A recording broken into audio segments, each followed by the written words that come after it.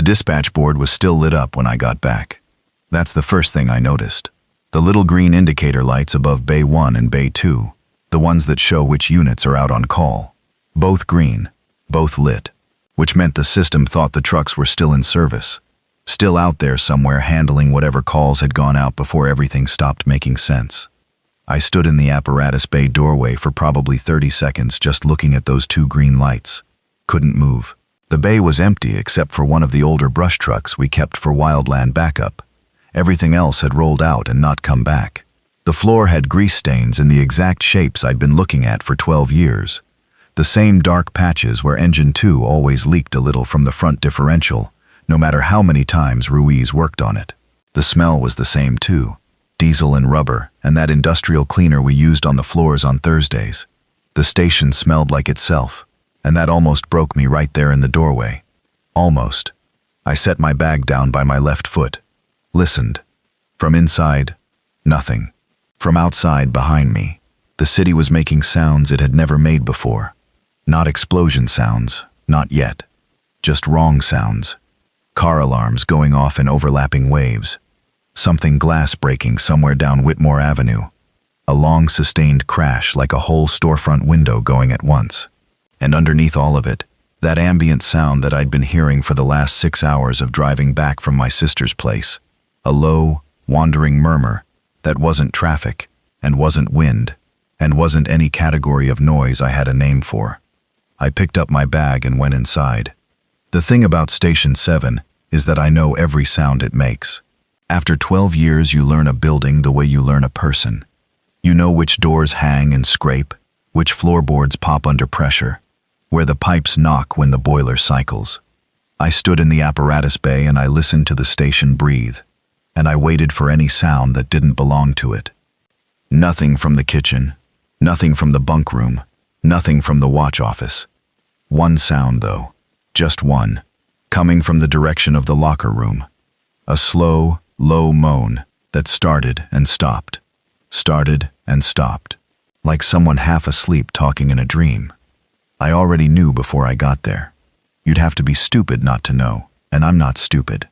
I've been watching the same thing everyone else was watching on their phones, and car radios, and the screens at the truck stops for the past 2 days. I knew what the moan meant. I still went toward it, because that's what you do. You go toward the problem. I had the fire axe from the wall rack in Bay 1. I'd grabbed it before I even stepped inside. Good weight, good familiar weight. Shorter handle than a splitting maul, but heavier head. And the flat pole on the backside is what I was planning to use because the axe blade makes too much noise when it hits something solid, and I didn't know yet what else might be in the building. The locker room door was half open. I pushed it the rest of the way with my boot. Donnie was in there. He was standing at his locker, not at it, not like he was opening it, just standing against it, head forward, both hands hanging at his sides. His bunker coat was half on, like he'd been putting it on and stopped mid-motion, or like he'd been taking it off and stopped. The back of his neck was wrong. I don't want to describe it in detail. I've seen a lot of things on this job, and the back of Donnie's neck was something I didn't have a category for. He heard me come in, or he registered me some other way because I don't know anymore how they work, what their senses are doing, what's actually happening inside them. He turned around, and he looked at me with Donnie's face and Donnie's eyes, and the only thing that told me it wasn't Donnie anymore was that there was nothing behind the eyes. Donnie was one of the most expressive guys I'd ever worked with. Constant raised eyebrows, constant half grin. Even when he was pissed off at you, even when he was dead tired at 4 a.m. after a structure fire, there was something alive and readable in his face. What turned around and faced me in that locker room had nothing. It was just running on something that wasn't Donnie anymore. I didn't hesitate. I want to be clear about that. I didn't hesitate, because hesitating wouldn't have helped Donnie, and it wouldn't have helped me. And I learned a long time ago that hesitation is the luxury of people who have time to make mistakes. I swung the pole end of the axe, and I put Donnie's body on the floor. And then I stood there in the locker room for about 10 seconds, just breathing through my nose. In through the nose, out through the mouth. The way you do when the gear is on and the smoke is thick and the room is too hot, and you need to stay calm enough to actually do your job. Then I checked the rest of the building. Clear. Nobody else was in there. The kitchen was empty. A pot still sitting on the burner that had been turned off, but still smelled faintly of whatever someone had been heating up when the call went out. Chicken soup, maybe, or one of those condensed tomato things. The bunk room had a couple of beds with the covers pulled back where guys had rolled out fast. The watch office had the radio still murmuring static, the logbook open to a page that had only 2 entries before the handwriting just stopped. Mid-sentence, right in the middle of recording a call. The call was a structure fire on Clement. That's 6 blocks from here. Whatever happened on Clement, the units rolled and they didn't come back. The radio kept going out on calls that evening, and nobody answered anymore, and eventually even dispatch went quiet. I went and sat in the watch office for a while. I sat in the chair that wasn't mine. It was Haverford's chair, the shift captain, and I always gave him shit about the fact that the chair was falling apart, and he'd been promising to replace it for 3 years. The vinyl was split on the armrest, and the foam was coming out in crumbles. I sat in it, and I looked at the dispatch board with all its green lights meaning nothing, and I thought about what I was going to do. Here's the thing about being a firefighter for 12 years. You spend 12 years having other people's worst days become your work day. You show up when everything is already wrong. The house is already burning. The car is already in the ditch. The person is already not breathing. You don't get to show up before the problem. You show up into the problem. And there's a specific way your brain organizes itself around that reality. A specific gear it shifts into. And once it's in that gear, it runs pretty clean. My brain was in that gear. The fire station is the right place to be.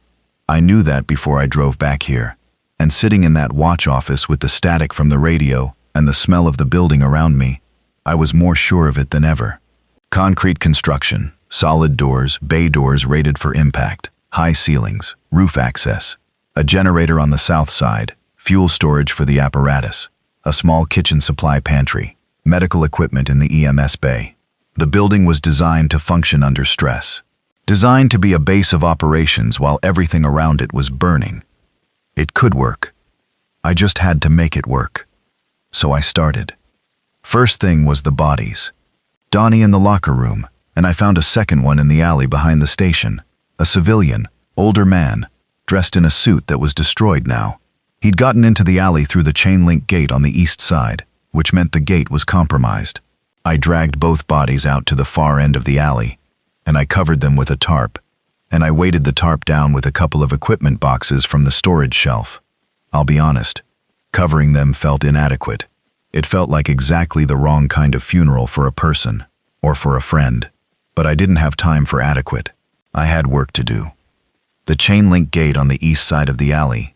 I used a length of hose coupling chain from the storage cabinet, and I chained it shut through both the gate frame and the concrete anchor post. Not perfect, but nothing was getting through it without making a lot of noise. The main apparatus bay doors. Both bays are rolling steel doors, operated by a motor system tied into the building's electrical. The motor worked fine on building power, but once the power went out, which I expected at some point, sooner rather than later, they'd go to manual. I tested the manual override on both doors. Both worked. Good. I left both doors closed and locked the mechanical stops on both. The personnel door at the front of the building, facing Whitmore Avenue. Heavy steel door, commercial-grade lock, already in good shape. I didn't need to reinforce it right away, but I noted the 3 windows flanking it as a problem I'd have to address. The side door off the EMS bay, same quality lock, no windows beside it, less urgent. The rear access from the alley, already chained. I also dragged a equipment shelf unit from inside and positioned it against the door as a secondary block. It weighed maybe 200 pounds loaded with tools. Nothing was opening that door from outside without committing to it. I worked for 4 hours straight that first evening. The daylight was still good for most of it, fading toward dusk as I finished the initial walkthrough. I took notes on a clipboard. Old habit. Crews laugh at me for always having a clipboard. But you write things down so you don't have to keep them all in your head, so your head is free to think. The list of things the station had going for it was longer than I expected. The list of problems was also longer than I expected. The night was going to clarify which list mattered more. I ate something from the kitchen pantry, found a can of chili, heated it on the gas range which still worked. The gas supply hadn't been cut yet. Ate it standing at the counter, because sitting down felt like the wrong posture for how I was feeling. I cleaned the bowl, put it back on the shelf, went to the watch office and sat down with the clipboard. Outside on Whitmore Avenue, the sounds were getting more frequent. Not louder exactly, just more consistent. That wandering murmur I'd noticed earlier was still there, but it had a shape to it now, a pattern of clustering and dispersing that I was starting to read. When I heard glass break about a block north, the murmur would migrate that direction and thin out near the station. When a car alarm cycled off on the block to the south, same thing. They were moving towards sound. Simple as that. I didn't sleep the first night. I sat in the watch office with the axe across my knees, and I watched the bay doors and I made my list. The second day I started building. Not the full fortification plan. I hadn't worked all of that out yet. But the immediate priority, the 3 windows flanking the front door. I found a supply of plywood in the station's workshop space off the apparatus bay, left over from when they'd replaced the platform on the drill tower 2 summers ago. Good 3/4-inch ply, already cut to manageable sizes. I measured each window and cut sections to fit inside the frames, used the drill driver and a box of 3-inch screws from the workshop.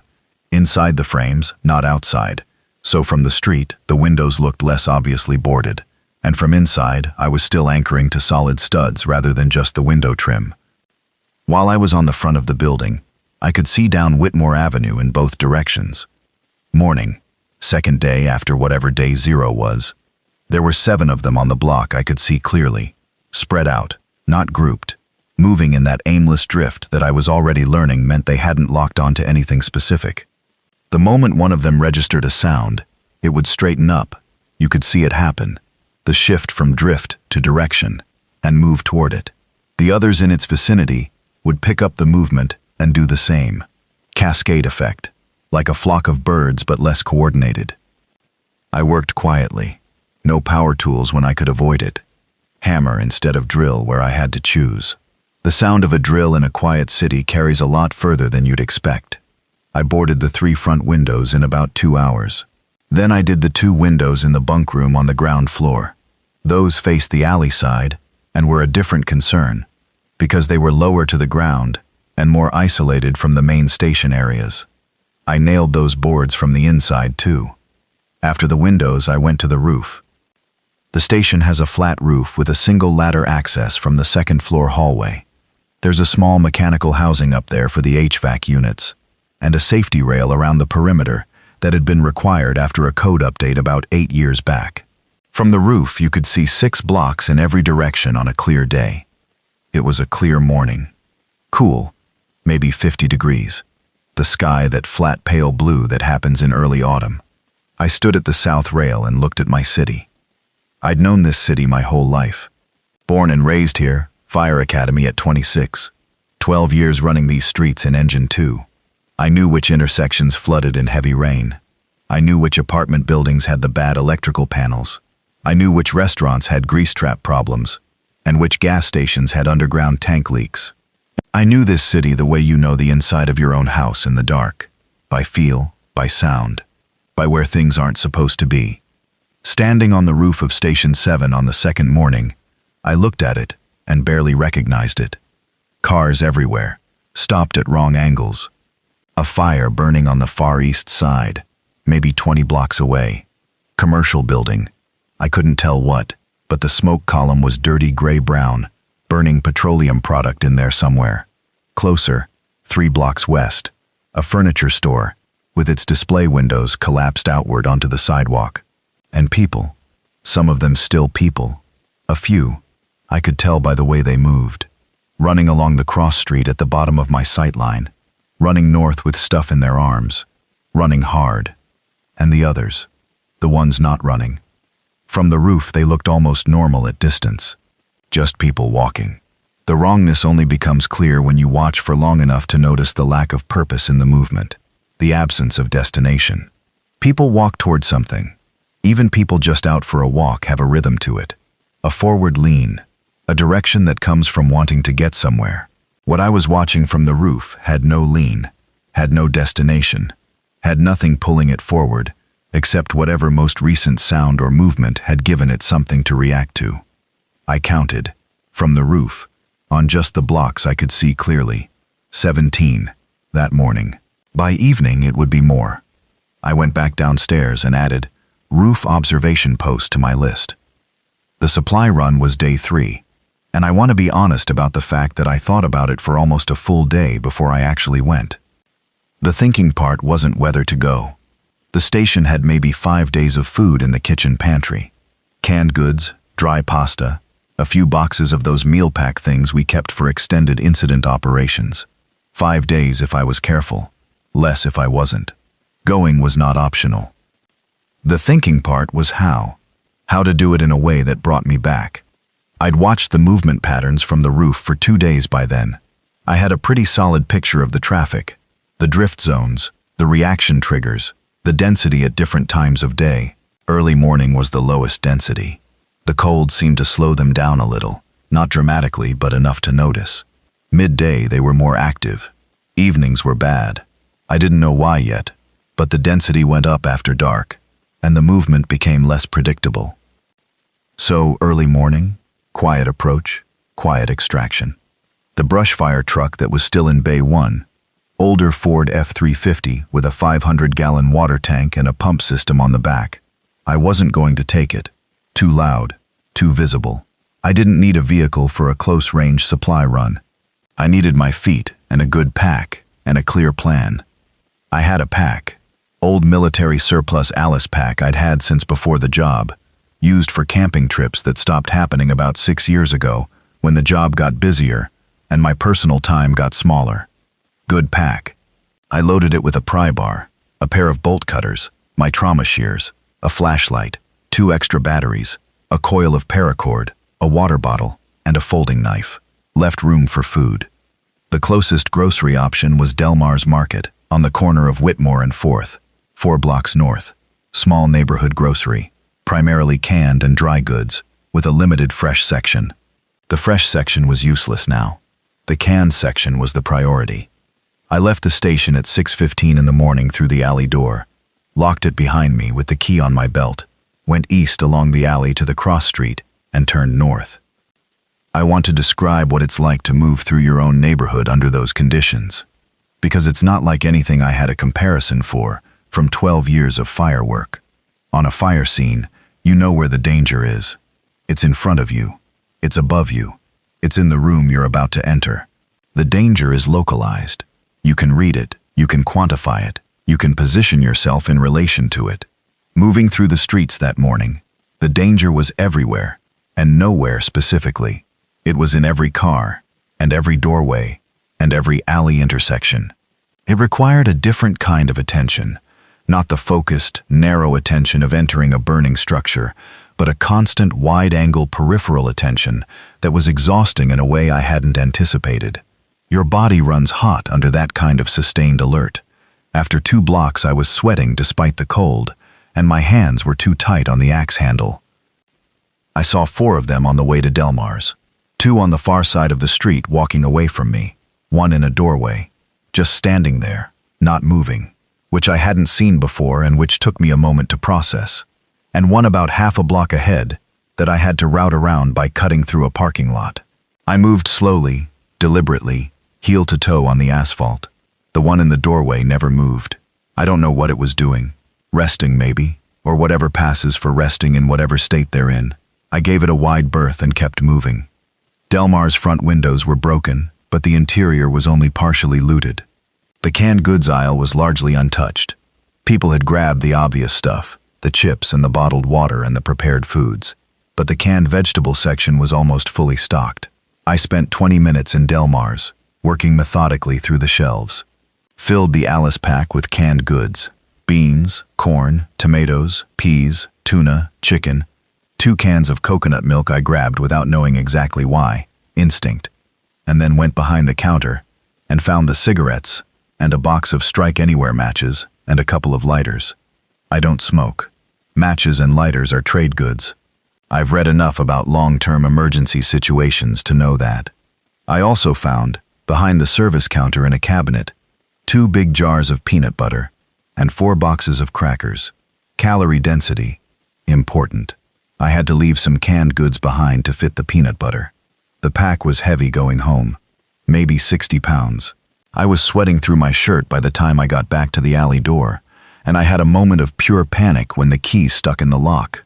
Just stuck, the way it sometimes did when the metal was cold, and I stood there in the alley with 60 pounds on my back, and the city making its sounds all around me, and I worked the key gently, turned it, felt it click, and got inside. Inside, the door locked behind me. I stood in the back passage for probably a full minute, just letting my heart rate come down. 12 years of firework, and I had never in my life been that scared of a city street. That mattered. I needed to understand that it mattered, not to shame myself for it, but to factor it in. Fear is information. If the streets were that taxing on the nervous system, if every run was going to cost that much, then I needed to think carefully about how often to go and what to bring back when I did. I unpacked the run onto the kitchen counter, and I inventoried everything, added it to the clipboard. With what I'd brought back, I was looking at roughly 3 weeks of food if I rationed carefully. By myself, that was manageable. If I had more mouths to feed, which I was already thinking about, already factoring into the math, the window got shorter fast. I ate half a can of beans cold for lunch, saved the other half for dinner. In the afternoon, I went back to work on the fortification. The biggest unused resource in that building was sitting in Bay 1. The brush truck. Older unit, heavy duty, standard red with Station 7's yellow stripe along the side. It wasn't going to help me much as a vehicle, at least not yet, but what it had on it was worth more than the truck itself. 500 gallons of water in the tank. And I know what you're thinking, why does water matter when there's presumably water in the building? But let me tell you something. When the municipal supply gets interrupted, and it was going to get interrupted, you want every drop of stored water you can get. Additionally, the pump system. The brush truck's pump could push water at significant pressure from a 2.5-inch discharge line. That was a tool. I wasn't sure yet exactly how I was going to use it, but it was a tool. The truck also had some equipment mounted on the side that was useful in a different way. Pike poles. Pike poles are basically long handles, wood or fiberglass, sometimes up to 14 feet, with a sharp steel point and a hook at the business end. We use them to pull ceiling materials during overhaul, to open up wall cavities to check for fire spread, to move burning debris. As a defensive tool, a 14-foot pike pole gave me a significant reach advantage over anything trying to approach on foot. I mounted 4 pike poles on a rack I bolted to the interior wall of Bay 1. Easy grab, quick deploy. The drill tower at the back of the station property is a 4-story concrete structure used for training. You run hose lines up the exterior, you practice ladder raises against it. You do confined space training in the interior. It had a ladder on each side and a platform at each level. From the 3rd floor platform, I could see over the station's perimeter fence and observe 3 of the 4 approach directions without exposing myself to ground level. The perimeter fence was the next priority. Station 7 has a chain-link fence enclosing the rear yard, which includes the drill tower, the storage sheds, and a parking pad where we'd park personal vehicles when on shift. The fence was standard commercial chain-link, 6 feet high, which is not remotely adequate as a zombie barrier because they'll press against it and push, and chain-link is not rated for sustained lateral loading. I needed to stiffen it up. I had lumber. Not a lot, but some. More of the same plywood reserve from the platform repair, and some 2x4 framing lumber stored in the second shed. I cut and bolted vertical braces to the fence posts at the interior, stiffening each panel. It took most of the 3rd afternoon. My hands were wrecked by the end of it. 2 blisters on the right palm that I wrapped with athletic tape from the EMS supply room. The tape held through the next day and I left it on. That 3rd night, I heard something new from the watch office. I'd been keeping a kind of informal watch rotation. 2 or 3 hours of actual sleep, then up for an hour in the watch office, then back to sleep, cycling through the night. It wasn't restful, but it was better than nothing, and it kept the anxiety from compounding into something unmanageable. The anxiety was already there. I'm not going to pretend it wasn't. 12 years on the job teaches you to manage fear functionally, not to eliminate it. The fear doesn't go away. You just don't let it run the operation. So third night, maybe 2 in the morning, I'm in the watch office and I hear, from somewhere north on Whitmore, maybe 3 or 4 blocks, voices. Human voices. Arguing. From the sound of it. I couldn't make out words at first, just the cadence of argument. 2 voices, maybe 3. Then one voice louder than the others. Sharp, scared. Then a crash. Something knocked over, or thrown. Then quiet. Then running footsteps on the sidewalk outside the station. I was at the front window, the unboarded transom window above the door, the only one I'd left open for observation. In 4 seconds, I pressed to the side of the glass and looked out. 3 people running north on Whitmore. Running hard. 2 adults, 1 smaller. A kid, maybe, or a small woman. All 3 carrying bags, running without looking back. Behind them, maybe 50 yards. 4 of them, walking fast. Not running, but walking with that locked-on directional urgency that meant they'd registered a target. They weren't going to catch the runners unless the runners stopped, and the runners weren't stopping. I watched until all 7 disappeared past the edge of my sight line. Then I went back and sat in the watch office. Those 3 people running. I thought about them for a long time that night. Not about whether I should have done something. I know why I didn't open the door and call out. I know the math there. But about the fact that there were other people out there, moving, surviving, making decisions about where to go, which meant other people might eventually make a decision to come here. I added a note to the clipboard. Need a way to signal without signaling. Need to communicate station status without broadcasting to everything on the street. I didn't know yet what that meant in practice, but I wrote it down. On day 4, I found the radio. Not the dispatch radio in the watch office. I'd been aware of that one the whole time, monitoring it, hoping for a signal that didn't come.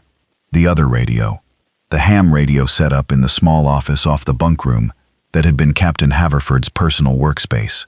Haverford was a ham radio operator as a hobby, had been for decades, and a couple of years back he'd gotten permission from the department to set up a small station in his office. Nothing elaborate. A Kenwood transceiver, a power supply, an antenna cable running up through the ceiling to a vertical antenna he'd mounted on the roof. He was always talking about it, about the network of amateur operators he was in contact with, about emergency communications preparedness. We'd teased him about it, the way you tease people about their hobbies, the good-natured ribbing that's really a form of affection. I turned it on. The power supply was its own thing, a separate battery system that Haverford had kept topped up, the kind of thing a ham operator would have, because the whole point of amateur radio in an emergency is that it keeps working when the grid goes down. The battery indicator showed maybe 70%, enough to run the rig for a while. I wasn't a ham operator. I knew enough to know I wasn't. But Haverford had a laminated quick reference card taped to the desk that walked through the basics, and I could read. And after about 20 minutes of fumbling with the controls, I got the transceiver on and found a frequency that had something on it. It was a beacon signal, not a voice, just a repeating tone pattern. 3 short, 3 long, 3 short, then a gap, then a string of what sounded like it might be Morse code, but I didn't know Morse code well enough to read it in the moment. Then the 333 pattern again. I wrote down the tone sequence on the clipboard. Then I scanned other frequencies, mostly static. One frequency had a man's voice, very faint, saying something in Spanish. One had what sounded like music, actual music, a country song, which was so surreal that I just sat and listened to it for half a minute before the signal faded and was gone. The beacon kept repeating on its frequency. I left the radio tuned to it, volume low, and went to get back to work. But I kept thinking about that 333 pattern. 3 short, 3 long, 3 short. Even I knew what that was. SOS. Someone was running an automated SOS beacon on a ham radio frequency. Either someone who was still there and broadcasting it, or someone who'd set it up and was gone, or, and this thought was the one I kept circling back to, someone who had deliberately set up the beacon to attract people who were listening. Either way, someone put that signal on the air. I spent the afternoon building a better observation point on the drill tower, Used some aluminum pipe from the workshop to create a basic handrail extension on the third-floor platform so I could lean out slightly further without risking the old railing. I also found a pair of binoculars in Haverford's desk. Good ones. Nikon 8x42s. Probably his ham radio hobby led him to birdwatching too. I don't know. And from the drill tower with the binoculars, I could read the signage on storefronts 12, 15 blocks away.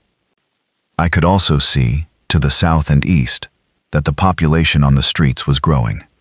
Not dramatically, not like a wave or a mass, more like a gradual density increase, where before I'd counted 17, visible from the roof on day 2. By day 4 it was more like 40 or 50 in the same viewing area, which meant they were moving, some of them, or there were more of them coming from somewhere, or both. I made a note on the clipboard. Density increasing. Reason unknown. Watch southern approaches. I didn't know then that the reason was the city center. I found out later, after the survivors arrived, after we pieced together multiple accounts, that a major incident in the downtown core 2 days in had driven a wave outward. A fire at one of the large hotels, people said, or possibly an explosion. The accounts varied. Whatever it was, it had set off a cascade reaction that pushed a large movement of the infected outward from downtown in a rough radial pattern. Station 7 was in the southwest quadrant of that spread zone. They were coming. Not all at once, but they were definitely coming. Day 5. Mid-afternoon, I heard someone at the front door. Not the door being hit or pressed. Someone knocking. Actually knocking, with a fist, in the specific rhythm of someone trying to sound calm and non-threatening. Knock, pause, knock knock, like they'd thought about how to knock. I was on the drill tower when it happened. I climbed down fast and went to the roof access, and then down to the watch office, and looked through the transom window. A woman on the front step, maybe 30, 35, brown hair in a ponytail, cargo jacket, large backpack. She was looking over her shoulder at the street, tracking something, then looking back at the door. She knocked again. Same deliberate rhythm. Behind her, about 40 feet south, 2 of them drifting on the far side of the street. She knew they were there. I could tell by the way she was managing her volume and her movement. She was scared, but she was holding it together. That told me something. "Who's there?" I said through the door. Not loud, just enough to be heard from the step. She startled. I'd spoken from the transom window, not through the door, and she hadn't expected that. She looked up, found me. "I saw the station," she said. "I figured if anyone would still be here." She stopped herself, looked at the street. The 2 drifting ones hadn't reacted to her voice. "Can I come in, please? I haven't slept in 2 days. Are you bitten?" She pulled up the left sleeve of her jacket, showed me her forearm. Nothing. Pulled up the right sleeve. Nothing. She pulled the collar of her shirt down on both sides and showed me her neck. She was doing this efficiently, without drama, like someone who'd already thought through exactly what would be required to prove she was uninfected. That told me something else. "Turn around," I said. She turned. I looked at what I could see of the back of her neck through the transom. "Clean." "Come around to the side door," I said. "East side, brown door, 60 seconds." She moved. I moved. We got through the side door sequence in about 40 seconds. She came in. I shut and locked the door behind her. We stood in the narrow passage between the EMS bay and the workshop. She smelled like sweat and dried fear, that sharp, specific smell. She was carrying a pack that was clearly heavy. Her boots were good. Hiking boots. Serious ones, not fashion hiking boots. "I'm Beth," she said. "Beth Carlson. I'm a nurse. ER, Mercy General." "Cal Marsh," I said. "Station 7. "I know," she said. "The fire station. I used to run with you guys on the mass casualty calls." She said it like she was reminding herself why this made sense, why she'd knocked on this door specifically. I led her to the kitchen. Put water on to boil. I was being careful with everything. But hot tea from the pantry supply cost almost nothing and seemed like the right call. Beth sat down at the table, and she took her pack off and she put her elbows on her knees, and she just sat there for a moment with her eyes closed. Her shoulders dropped about 3 inches. "How many days is it?" she asked, without opening her eyes. 5, from when it started. Maybe 6, depending on how you count day 0. She made a sound that wasn't quite a laugh. "I haven't slept since day 3. I was at the hospital when the first cases came in. We thought it was a toxin, some kind of exposure. The symptoms weren't." She stopped. "It wasn't until one of them attacked Dr. Paulson in the trauma bay that we understood it wasn't a toxin." "How many at the hospital?" "When I left, I don't know. 100, maybe more of the infected. Staff was trying to get people out. I don't know how many made it." She opened her eyes and looked at the table. "I can't know that. I have to just not know that." I understood that completely. "You have the pack," I said. "What's in it?" She reached over and unzipped it. "Medical supplies. I cleaned out everything I could carry from the supply closet before I left the hospital. IV fluid bags, bandages, sutures, antibiotics, 2 full courses of amoxicillin, and 1 of doxycycline. Some wound irrigation supplies, epinephrine, 2 doses, a defibrillator, the portable AED kind." She looked up. "I figured medical supplies were more useful than a sandwich." "They are," I said. "They absolutely are." The water boiled. I made 2 cups of tea. We sat at the kitchen table and I told her what the station had. What I'd done to it in 5 days. What I was planning. She listened without interrupting, which is a skill not everybody has. When I was done, she sat quiet for a second. "How long do you think this lasts?" she said. "Realistically." "I don't know," I said. "I've been thinking about months, but I'm working from a position of not knowing. Could be weeks, could be more." She nodded like that answer, vague as it was still the most useful thing anyone had said to her in days. "Okay," she said. "Tell me what you need me to do." Walt and Donna arrived the next morning, together, but not together in the sense that they'd known each other before. They'd joined up in the last block and come to the station as a pair, only because safety in numbers is something people figure out fast. Walt Preston was 63 years old, heavy-set, gray-haired, with the hands of someone who had used them for work his whole life. He'd run a hardware store for 30 years, Preston's Hardware on Mercer, which I knew because we'd bought supplies there over the years. He had a very large duffel bag, and the duffel bag was full of tools, good tools, not just whatever he'd grabbed, a curated selection. A quality drill driver with 3 batteries, a reciprocating saw, a brad nailer and a finish nailer, a collection of bits and blades, wire strippers, electrical tape, a voltage meter. He'd thought about what would be useful. He'd packed deliberately. "I figured a fire station was the right kind of structure," he said, standing in the apparatus bay, looking up at the ceiling, the way a person who understands buildings looks at them. "Poured concrete to 18 feet, right? The walls?" 16 on the exterior, I said, "but yes." He nodded. "Good. What are you doing for the bay doors?" "Those motors are going to fail when the grid goes." "Manual override," I said. "Tested both." He nodded again. "I can add a mechanical bar lock to each one, something that'll hold without power and without the motor, probably 2 hours per door." "That," I said, "would be extremely helpful." Donna was 21, a college junior who'd been home for a long weekend when the outbreak hit. She was scared in a way that she was managing by staying very still. Not frozen, but controlled, deliberate movements, and a quiet voice, and very wide eyes that were taking in everything. She had a small pack, mostly clothes, and a phone that still had some battery on it, though the cell network was long dead. She had 3 prescription medications in a Ziploc bag. She told me what they were, and I wrote them on the clipboard, and Beth looked at the list and told me the names and dosages and filed that information somewhere professional in her head. Donna's contribution that first day wasn't tools or supplies, it was observation. She'd come from 3 blocks east, and she'd been watching the area for 2 days from a window in an apartment building before she decided to move. She had a very precise accounting of the movement patterns in that zone, what time of day had the most activity, which streets seemed to have more density, where she'd seen a larger group of the infected cluster around something.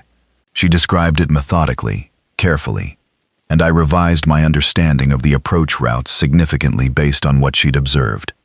"You're good at noticing things," I told her. She shrugged a little.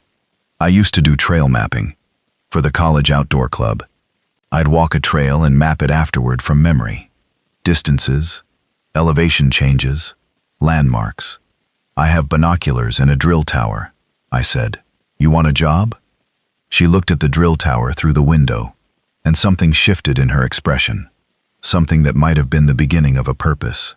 "Yeah," she said. "Yeah, okay." So now there were 4 of us. 4 people, 1 fire station, and a city that was getting more compromised every day. I want to talk about what the station meant to me at this point, because I think it matters for understanding what came next. This wasn't just a convenient building.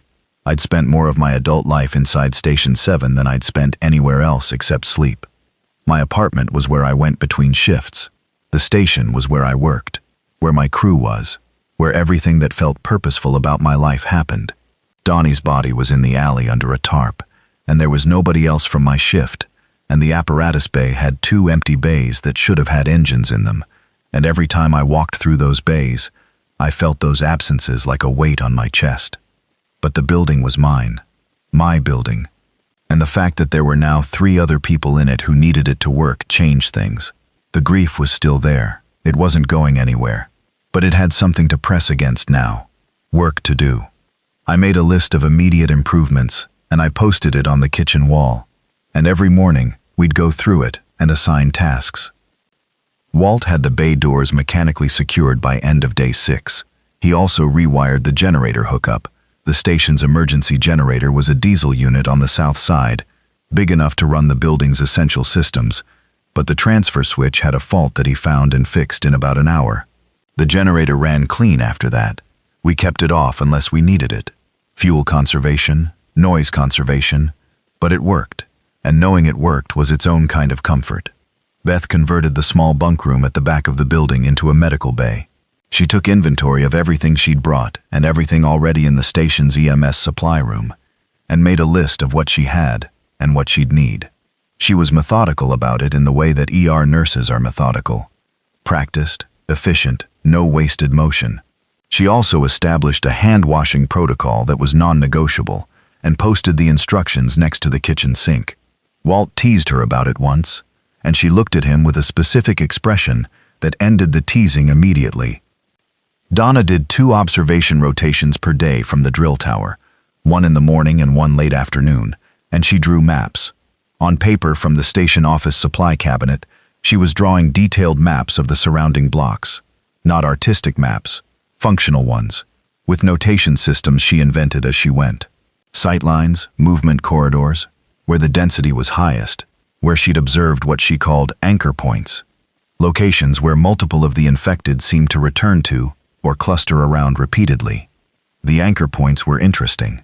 There was one at the intersection of Whitmore and 5th, one in the parking lot of the Sunoco station at Mercer, and one at the loading dock behind the old department store on Clay. I couldn't figure out why those specific spots, what was drawing them there, but they were consistent. If something attracted a large number to our area, those 3 spots would probably be the points of initial concentration. Phil Garrett arrived on day 7, and I want to be careful how I describe him, because he's a complicated piece of this story. 42 years old, ex-Army, had done 2 tours overseas, and come home, and gotten into private security work. Medium height, compact build, the kind of calm, deliberate physical presence that comes from a long time of practicing it. He carried 2 things that immediately changed the defensive calculus of the station: a pump shotgun in a case, and a box of shells, and a detailed tactical knowledge of the surrounding neighborhood that came from having worked security at a facility 4 blocks west for the past 3 years. I should tell you this. Phil Garrett and I were not the same kind of people. I don't mean that as a judgment. He was intelligent and capable, and in many ways exactly what the station needed, but we looked at problems differently. My background was getting into the problem as fast as possible and managing it in real time with the resources on hand. His background was assessment and threat neutralization and controlled application of force. Not wrong, just different. And the gap between those 2 orientations was going to matter. He came in the side door in the same way Beth had.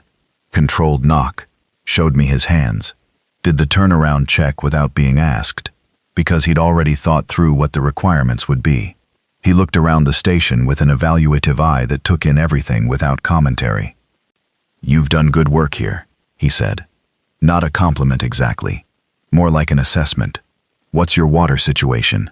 "The brush truck's tank," I said. 500 gallons, plus municipal supply while it lasts. Plus I've been filling every container I can find. He nodded. "How many people?" 4. Now 5 with you. "Food?" 3 weeks, roughly, if we're careful. "Perimeter?" "East and rear are solid. Front is good. West is the weak side. The fence there is just the standard chain link. I haven't gotten to it yet." He went and looked at the west fence from the workshop window. Stood there for a moment. "I can reinforce that," he said. "I have materials in mind from a building site 2 blocks north. They were doing a commercial renovation. There'll be steel framing material, if you have a way to cut it. Walt has a reciprocating saw." "Good." He turned from the window. "And the shotgun stays with me. That's non-negotiable." I looked at him for a second. "It stays with you for now," I said. "When we have time, we'll talk about how we manage weaponry in the group." He held my eye for a moment. "Fair," he said. "So 5 people. Beth with the medical knowledge. Walt with the hands and the tools. Donna with the observation and the maps.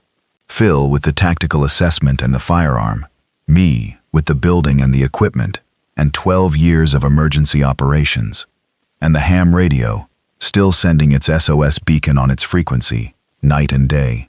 I decoded the Morse on day 8. I'd borrowed a reference card from Haverford's ham radio materials.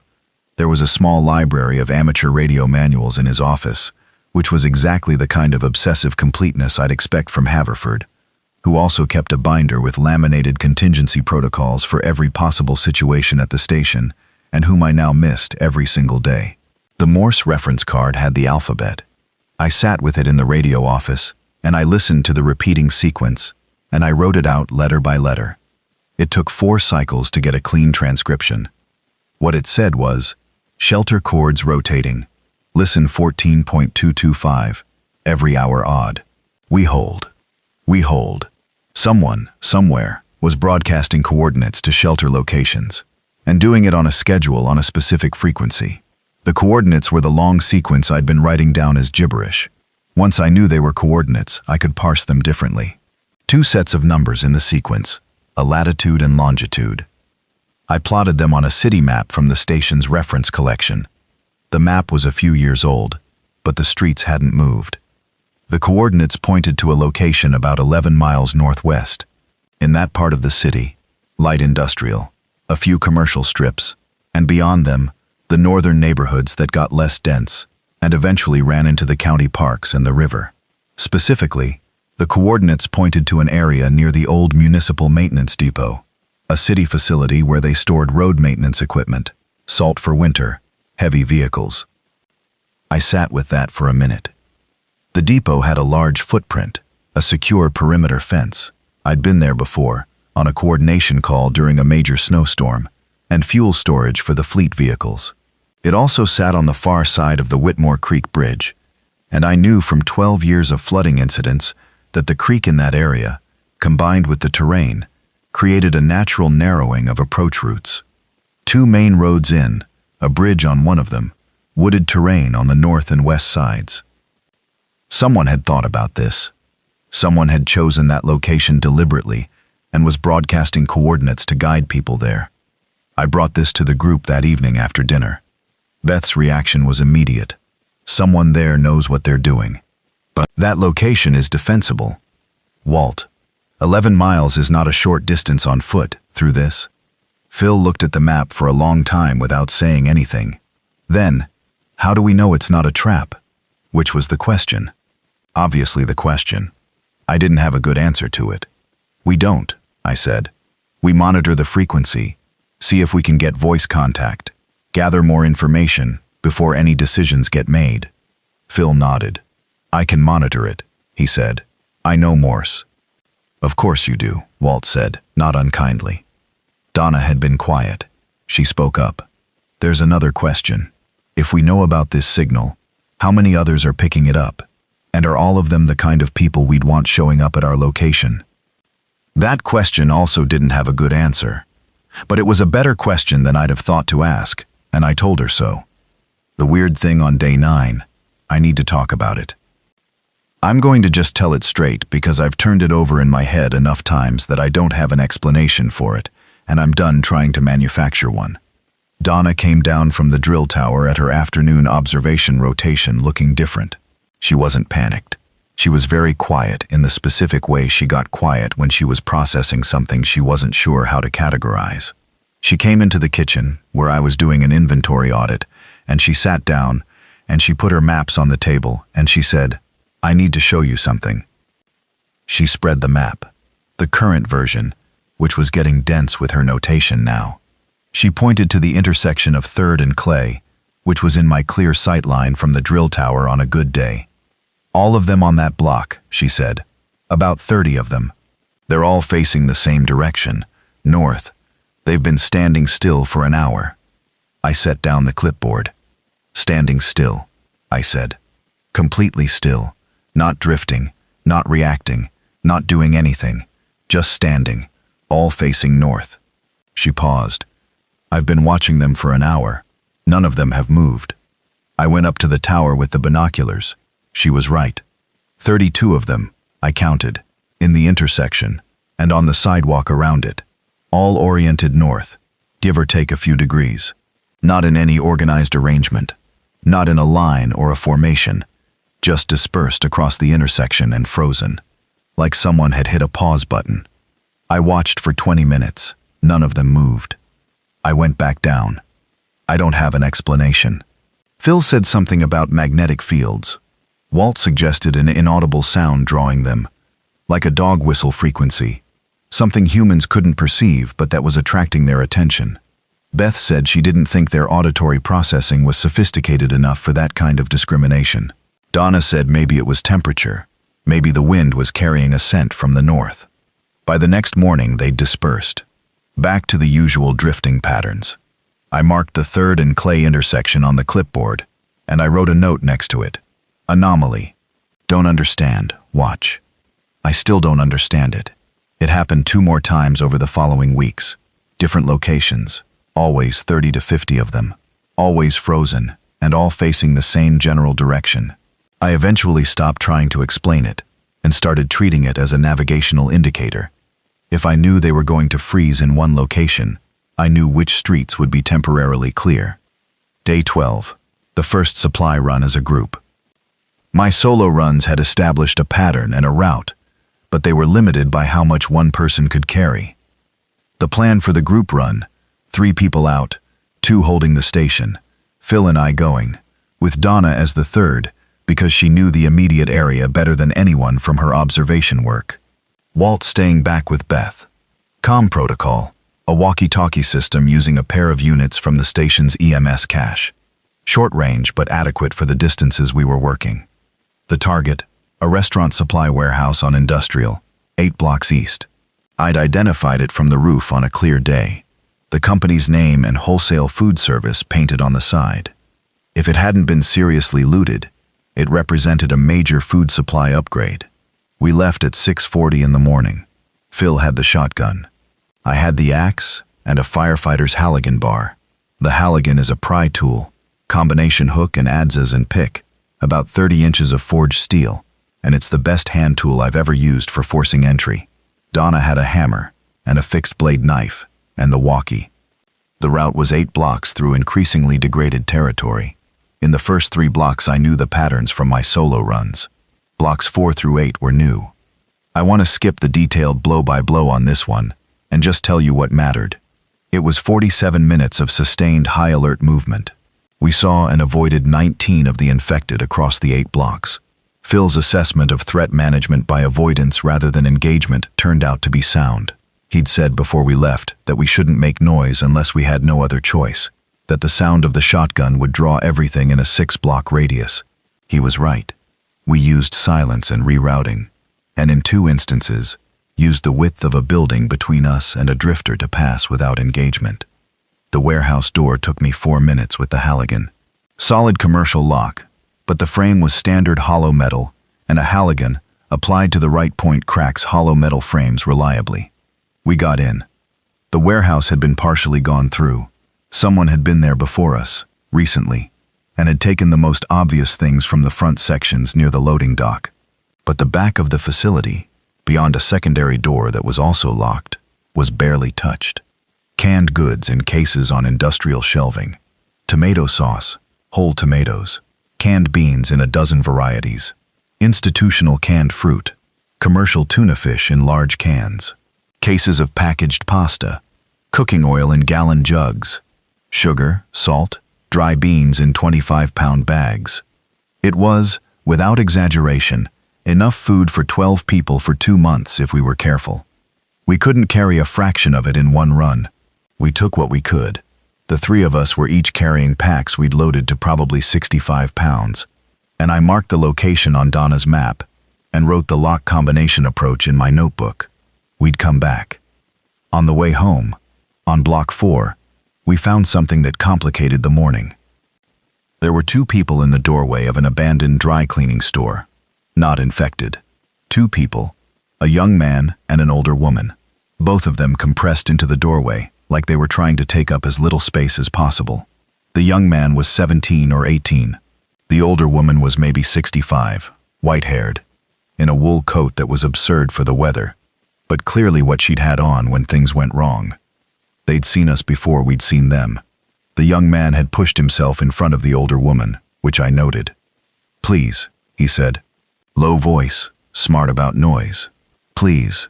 She can't walk much further. Her hip." He looked at us. "Please." His name was Tommy Holt. The older woman was Edna Marsh. Not related to me, just the same last name, which was either coincidence or the city was smaller than I thought. Edna had an arthritic hip that needed a replacement she'd been waiting for when the outbreak started, and she'd been walking on it for 11 days, and it was getting difficult. We couldn't leave them. More accurately, I couldn't leave them. Phil could have, in a tactical sense. I saw the calculation happen in his face, and I saw him decide to defer to me because this was my station and my call. I'll give him credit for that. He deferred even when he clearly would have made a different choice. We walked them back. Slow, careful. Edna leaning on Tommy, who was doing everything he could not to look as scared as he was. 7 people, now. I went back to the warehouse the next day with Tommy. He was strong, eager to be useful, took direction well, and we made a second carry, and a third the day after. By the end of day 14, we had the bulk of the accessible warehouse stock at the station, stored in the large supply room that we'd cleared and reorganized for exactly this purpose. Cases stacked to the ceiling, enough food to change the entire calculus of how long we could hold. Beth started Edna on a regimen of anti-inflammatories from her medical supply and found a knee brace in the EMS cache that helped with the hip. Not a fix, but management. Edna turned out to be more useful than her physical limitations suggested. She had been a licensed ham radio operator, not just a hobbyist. She'd done emergency communications work with a regional disaster response volunteer group for 20 years. When I showed her the radio and the Haverford setup, she sat down in front of it and figured out the full configuration in about 8 minutes. Kenwood hybrid, she said, adjusting something I hadn't known needed adjusting. Haverford had the squelch set too tight. That's why you were missing some of the signal, and this antenna angle is wrong for the band you're working. She stood up carefully, favoring the hip. Can someone get me on the roof? Walt built her a platform that she could get to with 2 flights of steps and no ladder. She adjusted the antenna angle. The radio signal on 1422.5 came in clear and strong. The beacon was still running. We could now hear, in the odd-hour windows, a voice sometimes accompanying the Morse code, a man's voice, calm and deliberate, reading coordinates and, occasionally, brief situation updates. He said the location was secure. He said they had medical. He said they were accepting people but to approach from the east road only, not the bridge. He also said, once, something that stayed with me. If you're in a secondary hold position and it's working, don't risk the move until you have to. Hold what you have. I thought about that for days. Roger Haas showed up on day 15. There's no good way to frame Roger Haas. He wasn't a cartoon villain. He was a specific kind of real-world threat that I'd encountered on the job occasionally. The guy who builds authority out of crisis. Normal times, Roger was probably a mid-level manager somewhere, the kind of guy who needed a hierarchy to maintain his sense of importance. Collapse the normal world, and someone like Roger will build a new hierarchy as fast as possible, with himself at the top. He came with 7 people. Not aggressive entry. They came to the front door the way Beth had, knocked, waited. But there were 8 of them, and only the one of them knocked. I spoke through the transom. "We heard the station was occupied," Roger said.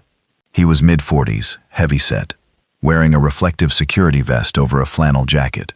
"We want to talk about sharing the space." "Talk through the door," I said. "That's not really through the door, or not at all." Pause. Then, "We've got a group of 15 people. We need a secure location.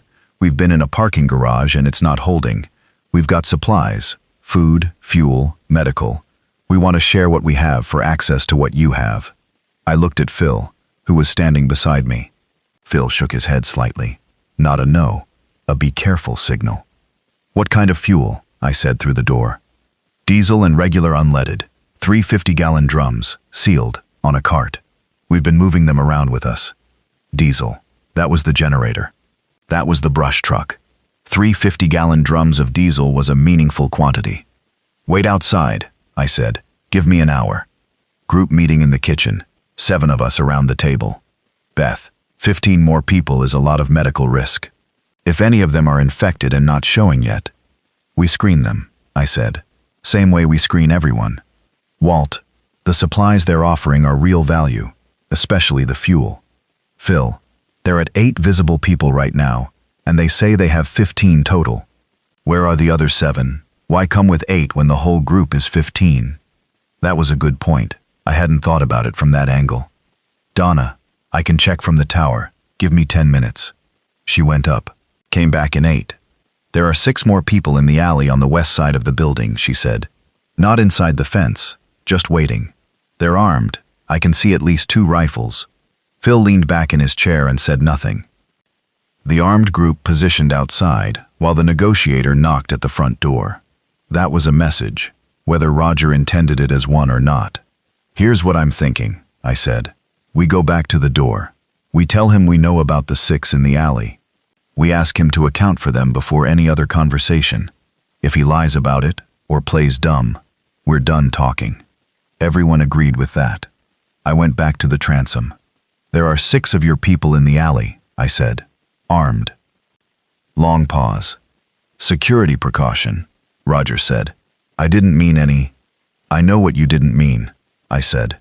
"You came to a negotiation with concealed force. So we're starting from the understanding that you were willing to do that.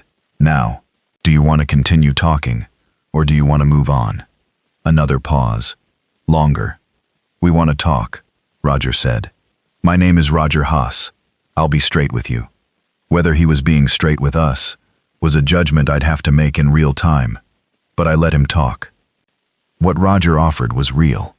3 50-gallon drums of diesel, a case of mixed antibiotics taken from a medical clinic, and 2 cases of MREs that his group had sourced from a National Guard storage unit they'd gotten into. What Roger wanted was housing for 15 people inside the station. I said no to that immediately. The station was not big enough to safely house 22 people with the resources we currently had. What I offered instead was a compact. The group could shelter in the rear yard, in the covered equipment storage area, which was large enough and weather protected. They'd have perimeter fence protection and access to the facility for cooking and sanitation, but they'd be in separate quarters. In exchange for the fuel and supplies, we'd include them in food rationing and provide medical access through Beth. Roger didn't like it. He wanted inside. He said the yard wasn't secure enough. I told him the yard was inside the perimeter fence with the drill tower and the rear wall and the covered storage, and that I wasn't offering anything else. The negotiation took 2 hours. During those 2 hours, Phil was inside the station at the bay door with the shotgun, and Tommy was on the drill tower with the binoculars, watching the 6 in the alley, and Beth was in the medical bay with the door locked because I hadn't told her to be there, but she'd decided to be there, and I was glad she had. Roger eventually agreed. We spent 2 hours more getting his group screened and settled. 15 people, 9 adults and 6 who were younger. A couple of teenagers, a few children. Roger's immediate group, the 8 who'd come to the front door, were the harder-edged ones.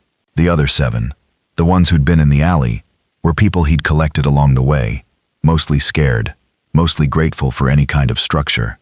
They were the ones who made me more comfortable with the arrangement. One of them was a quiet woman named Patty Sims, 40, brown hair, gray at the temples. She held a little girl's hand. Her daughter Emma, 4 years old. Patty had the specific stillness of someone who had been through something significant and had gotten very good at being unnoticed. She met my eyes when I was doing the screening checks, and she held the eye contact for just a second longer than was casual. And something in her expression communicated something I couldn't quite read yet. I cataloged it, moved on. The arrangement with Roger's group held for about 10 days. It wasn't comfortable, but it was functional. I kept the division clear, their section of the yard, our section of the building. The fuel went into the station's storage. The MREs went into the food supply. The antibiotics went to Beth, who inventoried them with the precision of someone who understood exactly how scarce they were. Roger came to me on day 18 with a proposal. "There's a hardware store 4 blocks west," he said. "Preston's. One of your people mentioned it. I want to send a team in." "Walt ran that store," I said. "He can tell you if there's anything worth going for." Roger looked at me. "I'm not asking permission. I'm telling you what I'm planning." I let that sit for a second. "We have protocols about runs," I said. "Everyone who goes out reports the route in advance, maintains radio contact, and debriefs on return. That's not about permission.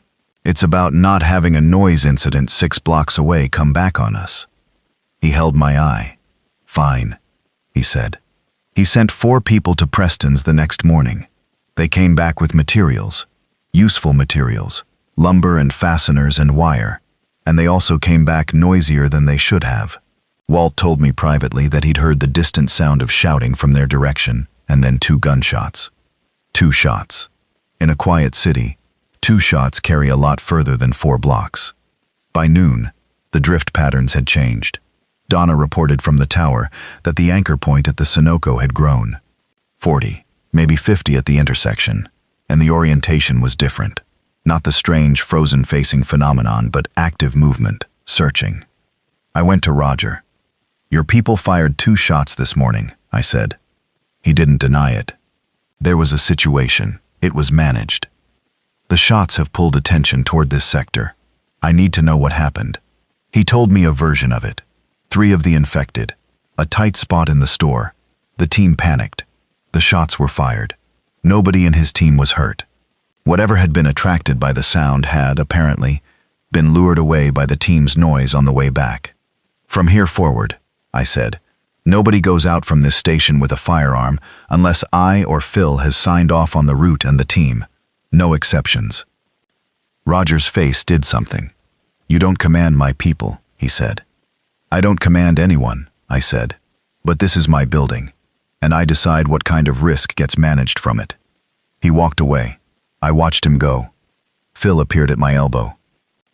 "He's going to be a problem," Phil said, very quietly.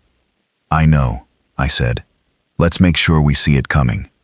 Patty Sims came to me on day 21, late, after most people were settled for the night. She knocked on the watch office doorframe and stood in the doorway and waited to be acknowledged. "You wanted to tell me something," I said. "Since day 1. She pulled in a small breath. "Roger has a plan," she said.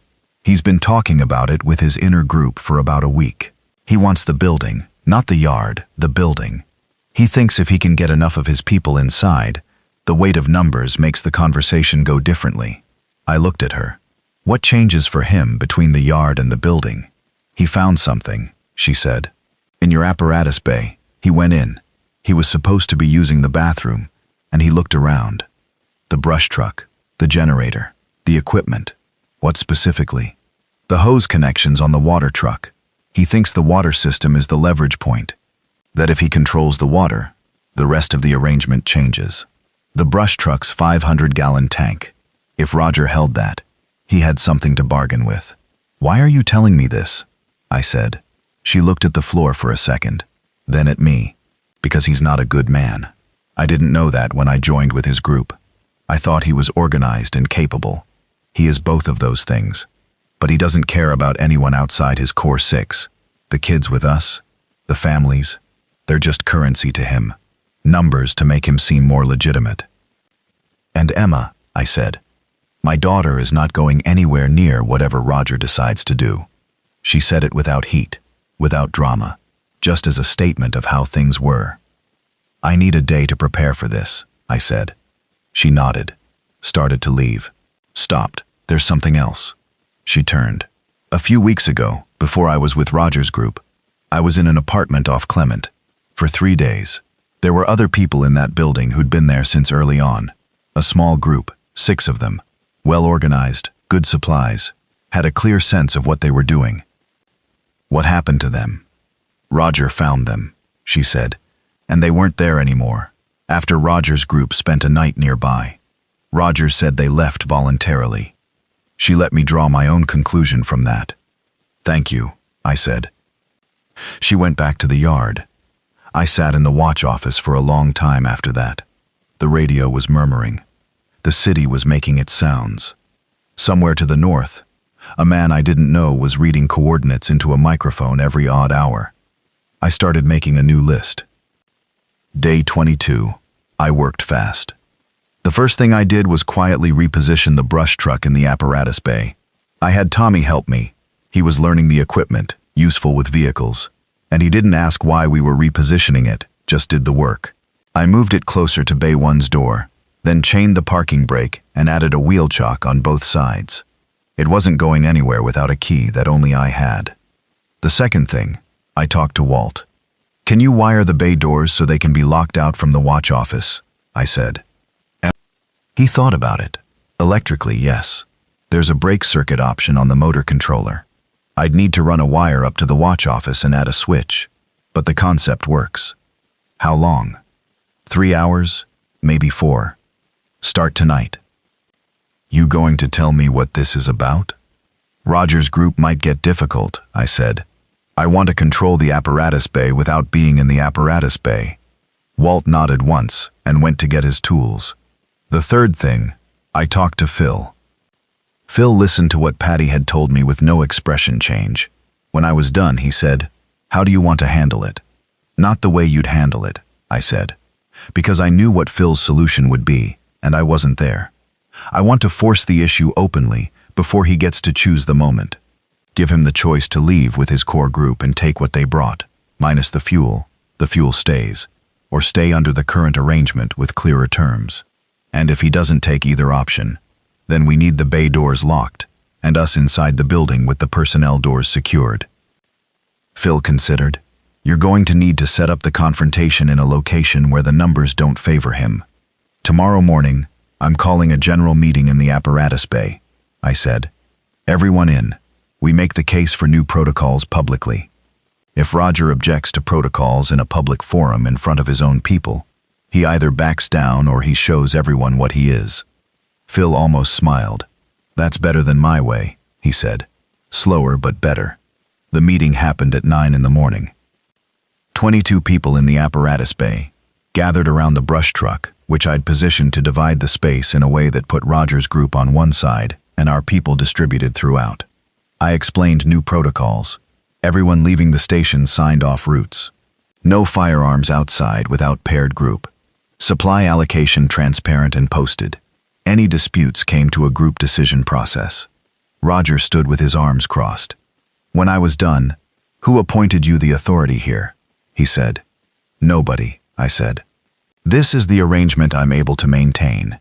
If it doesn't work for your group, you're free to continue looking for another option. This building is a fire station that I've been running for 12 years and that I've been fortifying for 3 weeks, I said. If you have a better approach for managing it, I'm listening." The people around him, his core 6, were watching me, but so were the other 9 people in his group, the families, the people who'd been following him, because they didn't have another choice.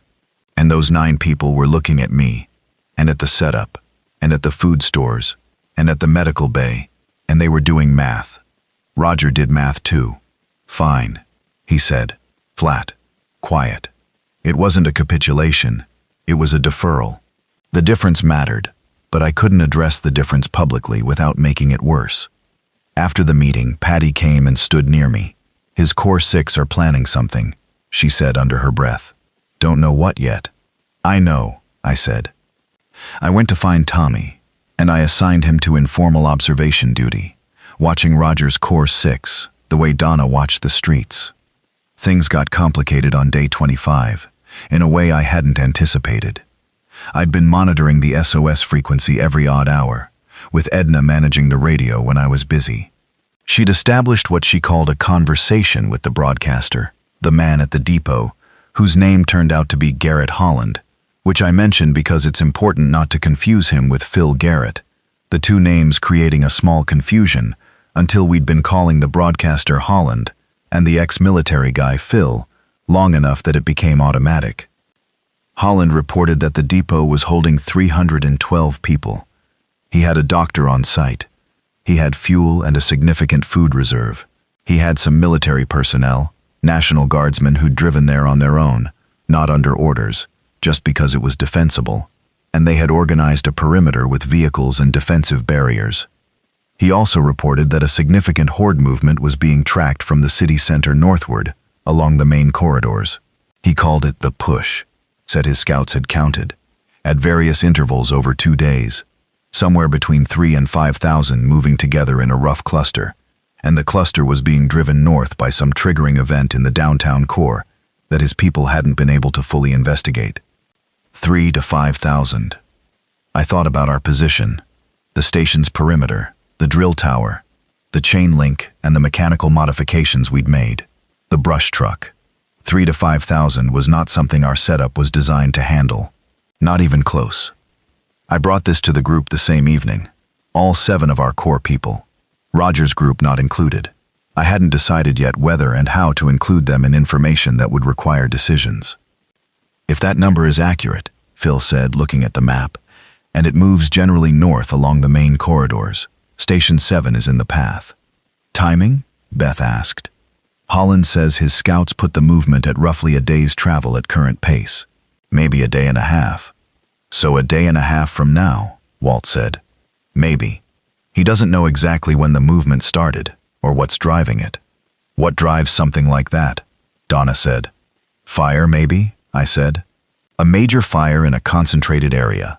They move away from heat, or sound. A prolonged sound source, like an alarm or an explosion. Something triggered them, and they're moving away from it in the direction of least resistance. Which is north, Phil said. Up the main boulevard corridor, right toward us. Quiet in the room. Holland says come north, I said. He's offering the depot as a destination. He's saying the route, if we move in the next 12 to 16 hours, avoids the main movement. 11 miles, Walt said. On foot, Phil said. With Edna. There's a vehicle option, I said. The brush truck, it runs. I've tested the engine. It seats 5 in the cab, plus the rear platform if we load carefully. We'd be loud, and we'd be obvious, but we'd be faster. Or we stay, Beth said. Is that on the table? Yes, I said. It's on the table. You've fortified this building for 3 weeks, she said. What's your honest assessment of what it can hold against? Hundreds, I said. Maybe 1,000 if they're not concentrated, and the approaches are sequential. 3,000 to 5,000 pressing simultaneously. No. The fence fails. The bay doors would hold longer, but not indefinitely. Then we can't stay, Donna said. It wasn't fear in her voice. It was just arithmetic. We might have to try, Walt said. Edna can't. I can manage the truck, Edna said from the doorway. She'd come down the hall quietly, and none of us had heard her. She was leaning on the doorframe, her hip visibly bothering her tonight. Don't make decisions about what I can manage without asking. You heard all of that? I said. Ham radio operators develop good ears, she said. I'm in for whatever direction you choose. I looked around the table. 7 faces. all different kinds of scared, all looking at me. "We have 12 hours to decide and prepare," I said. "Let's spend tonight thinking about it." "And Roger?" Phil said. "And Roger," I said. "We have to tell him. What I haven't described yet is what the station felt like at night, and I think it matters. During the day, there was always something to do. The work kept the mind occupied, but at night, after the watch rotation was set, and the cooking was done, and the preparations for the next day were as complete as they were going to get, the station got very quiet, and the city sounds came in. I'd started sleeping in Haverford's office. The chair that wasn't mine, the desk with the radio murmuring, the shelf of ham radio manuals, and emergency preparedness binders. I slept on a cot I'd dragged in, and I'd pull the station's old fire department blanket over myself, and lie in the dark with all of Haverford's obsessive preparedness surrounding me. I thought about my crew a lot at night. I thought about Engine 2, and where she was now, still out there somewhere, in the street at some call that never completed. Or maybe the guys had abandoned her at some point, to get somewhere on foot. I thought about Ruiz, who was always working on the differential. About Pemberton, who was the fastest on the hose. About Knecht, who was the one you wanted when a structure was unstable, because he could read a building's distress signals the way other people read body language. I didn't know if any of them were alive. I had no way of knowing. The not knowing was a specific kind of pain that didn't get easier. I thought about the captain's chair under me, the vinyl falling apart, the foam coming out in crumbles. Haverford had never replaced it. Now he wasn't going to. On the 25th night, while I was lying on the cot not quite sleeping, I heard something on the radio that I wasn't supposed to hear. A second frequency. Not the SOS frequency, not 14-20-25. This was something I caught only because Edna had broadened the scan range during one of her adjustments, and left the radio set to sweep rather than lock on one channel. Male voice. Clipped. Controlled. Confirmed movement north on the main corridor. Asset in position. Beacon continues. Group 2 on station. A pause. Then Phase 2 on schedule. Then static. I sat up. Asset. Group 2 on station. Phase 2. That wasn't survivor talk. That wasn't disorganized people finding a radio and broadcasting into the void. That was operational language. Someone with a plan. I sat in the dark with Haverford's blanket over my shoulders, and I thought about the SOS beacon that someone had set up to broadcast shelter coordinates, about the cache of supplies that the beacon led to, about the depot with its organized population and its National Guard military personnel. And I thought, who sets up an automated beacon before they know an outbreak is coming? Unless they know before it's happening. Unless the beacon was positioned in advance. I wrote it on the clipboard. Second freak. Operational language. Phase 2. Someone knew. I didn't share this with the group in the morning, not yet, because we had more immediate problems, and because half-understood information about a larger plan that I couldn't verify was the kind of thing that could break a group's cohesion at exactly the wrong moment. File it. Work the immediate problem. Come back to it. Roger took the news about the horde movement differently than I expected. I told him privately, the morning of day 26, before the morning routines. He listened without interrupting. His face went through a sequence I watched carefully. Calculation, then something almost like fear, then that flat, controlled expression he defaulted to. "You're suggesting we move," he said. "I'm telling you what I know and what the options are," I said. "You make your own decision." "My people on foot, 11 miles through this." He shook his head. "The brush truck takes 5. If your group and ours combine for the move, we might be able to find a second vehicle. There's a commercial van 2 blocks east that I've had my eye on. It was running when I last saw it." He was quiet for a moment. "What's stopping you from taking the truck and leaving us here?" "Nothing," I said. "I'm choosing not to." He looked at me. Something moved behind his eyes that I didn't fully understand. "You actually mean that?" he said. "I actually mean it." He was quiet again for a long time. Then, "I'll talk to my people." He walked away. I watched him. Patty was in the doorway of the equipment storage, watching him too. She caught my eye and gave the smallest nod. Day 26 was preparation. I went over the van 2 blocks east. It started. Needed gas. I brought a siphon from the station and pulled from a car on the block to fill it. It seated 8 comfortably, 12 uncomfortably. Between the van and the brush truck cab and the rear platform, we had capacity for 22 people and a reasonable amount of equipment if we stripped down to essentials. What were essentials? Food for 3 days. Medical bag. Beth's complete kit. Tool selection. Walt chose. Weapons. Phil's shotgun and ammunition. Radios. The maps. Water in portable containers from the brush truck's tank. Warm clothing. What we were leaving. Everything that couldn't move. 3 weeks of fortification work. The station. I stood in the apparatus bay one more time, the last afternoon before we'd planned to move. The empty bays, the grease stains from Engine 2's differential, the green indicator lights, still lit, still meaning nothing. I'd come back here because this building was the right place to make a stand. I'd been right about that. For this long, for this many people, it had been exactly that. But the right place for a stand doesn't mean the right place to die. There's a difference between defending what matters and refusing to leave, because leaving feels like defeat. I put my hand flat on the wall. The concrete was cool. I could feel the texture of it, the aggregate, the solidity. 16 inches of poured concrete. Nothing I'd built here was wasted. It bought time. That's what you do on this job. You buy time. You buy time for people to get out, to stabilize, to survive. You buy time, and then you reassess. Station 7, Engine 2, I said to the empty bay. Marsh, Calvin R., temporarily out of service. Tommy was in the doorway. He'd seen me standing there. He didn't say anything, just waited. All right, I said, let's finish loading. Day 27 arrived with a sound. It was not a specific identifiable sound, at least not at first. It was more of a quality of sound, a change in the ambient noise of the city, the way the whole frequency spectrum shifted, lower, denser, more continuous, like the city had started breathing differently. I was on the drill tower at 5 in the morning, first light, and I heard it before I saw anything. Donna came up behind me with the binoculars. She was already awake.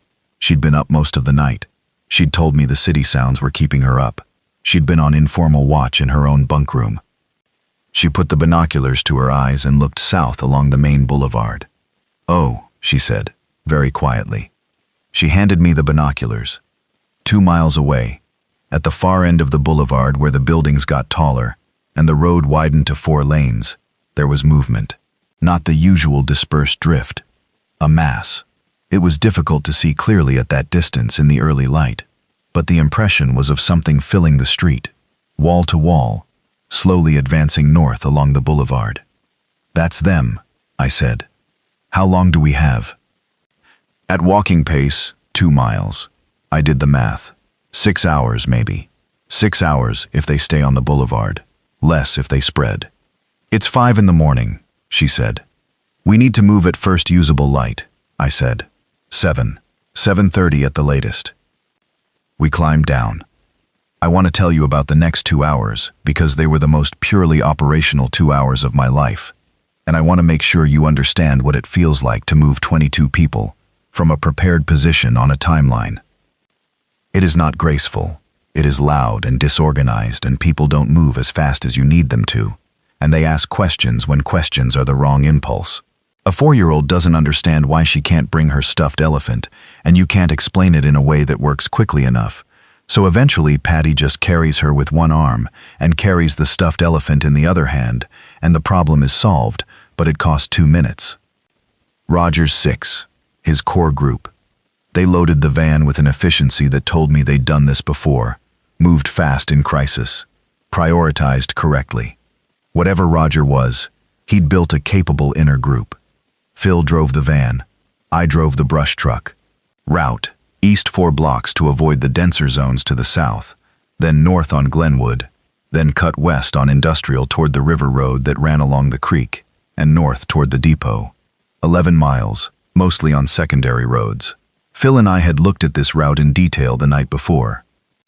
7:10 in the morning, convoy of 2 vehicles, pulling out of the station's rear yard through the gate I'd had Donna paint red 2 weeks ago so I could find it fast in a rush. I sat in the brush truck cab, and I pulled out of the yard, and I did not look back.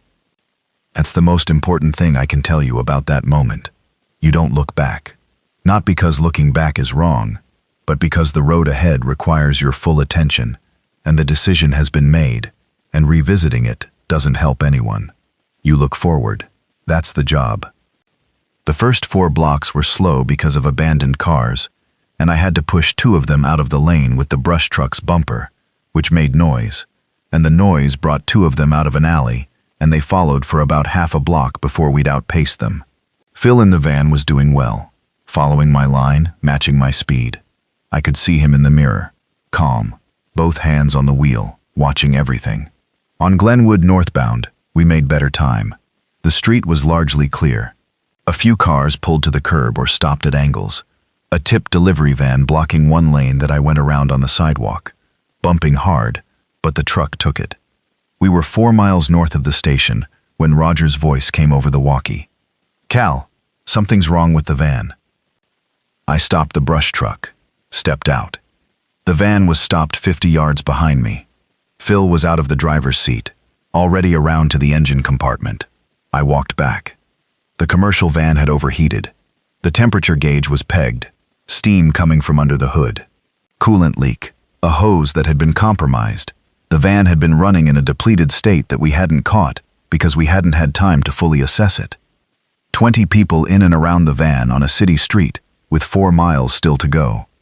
"How bad?" I said. Phil shook his head. "Not driving this van another 10 feet. Walt was already out, looking at the engine. "We need a new hose, or we need to bypass it. I don't have the hose." "Time," I said. 20 minutes minimum," Walt said. "Probably more." I looked north, where the route continued. I looked back, south, 4 miles back toward the station, and the boulevard, and the mass that was moving toward us at walking speed. "Everybody off the van," I said. "Brush truck takes as many as it'll hold. The rest go on foot, and we keep moving north. We do not stop." People started moving, the rear platform of the brush truck, with people braced against the tank and the equipment rails, held 6 additional people above the 5 in the cab, 11 in the brush truck, 11 walking. I thought about putting the walking 11 in the middle, the truck flanking them. I thought about pace. An injured Edna walked maybe 2.5 miles an hour on a good surface. I thought about the 3 miles still to go. "Edna," I said, "you and Emma come up front with me." Edna climbed into the cab with Patty's help, Emma on her lap. Tommy climbed up on the platform. Phil took the rear position of the walking group, where he could use the shotgun if needed. I put the truck in low, and we moved north at walking pace, the truck slightly ahead, keeping the group together. 3 miles. It took 87 minutes. 43 minutes in, Phil fired the shotgun once. One of them had come out of a building site to the left and gotten too close to the walking group before anyone had time to reroute. One shot, one of them down, and then the next 44 minutes of movement with Phil and everyone else listening to see if that shot called anything to us. It didn't. Or if it did, whatever came toward the sound was slower than we were moving. The river road ran along Whitmore Creek, which was low this time of year, maybe 6 feet below the road surface. The creek bed was stone and shallow water, the banks lined with vegetation. The road itself was narrow, 2 lanes barely, with guardrails on the creek side. On the left, light industrial facilities with high chain-link perimeters, most of them with vehicle gates that were still closed and locked. At mile 9, the bridge. The Whitmore Creek Bridge was a modest thing. 2 spans, concrete deck, standard highway guardrails. The bridge was the choke point that Holland's broadcasts had mentioned. Approach from the east road only, not the bridge. The bridge had been the vector for an early incident at the depot, I gathered, when a group of the infected had come across it in numbers. From the bridge, the depot was visible. A quarter-mile north, the large concrete block building of the maintenance facility, surrounded by its own chain-link perimeter, augmented with what appeared, I couldn't see clearly yet, with what appeared to be additional barriers. Vehicles parked in a line along the outside of the fence. Some kind of watchtower at each corner. And people on the watchtowers, watching us. We're going to announce ourselves, I said. I picked up the walkie. Holland frequency, I said to Edna. She'd kept the radio tuned. She handed me the handset. Depot, this is Cal Marsh, Station 7, I said.